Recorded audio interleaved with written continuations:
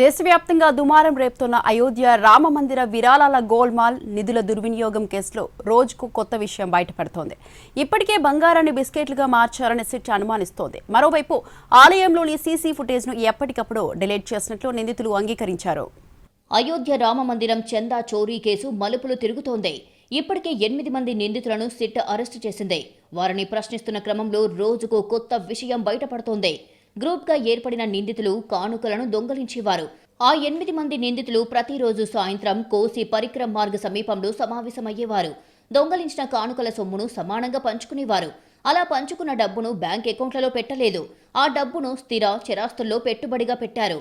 ఈ విషయాలని నిందితుల్లో ఒకరైన అవినాష్ శుక్లా విచారణలో చెప్పినట్లు సిట్ అంటోంది.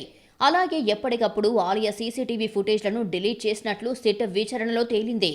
మరోవైపు నిందితులు ఆలయం నుంచి దొంగలించిన బంగారు ఆభరణాలను కరిగించి ఎవరూ గుర్తుపట్టకుండా బిస్కెట్ల రూపంలోకి మార్చినట్లు సిట్ అనుమానిస్తోంది. అయోధ్య రాములోరికి వచ్చిన ఆభరణాలు, ఇతర విలువైన కానుకల డేటా, వాటి నిర్వహణ గురించి ఆలయ ఇన్ఛార్జ్ కేడీ బాబును సిట్ అధికారులు ప్రశ్నించారు.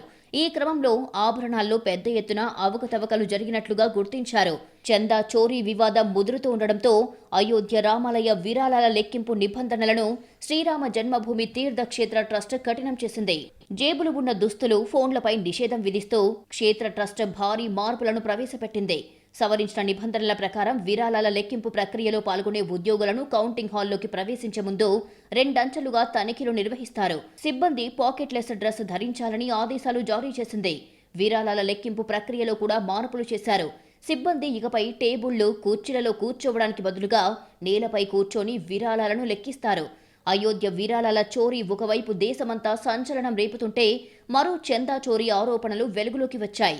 ఉత్తరాఖండ్లోని బద్రీనాథ్ ధామ్లోనూ విరాళాలు మాయం చేశారు అనే వ్యవహారం దుమారం రేపుతోంది.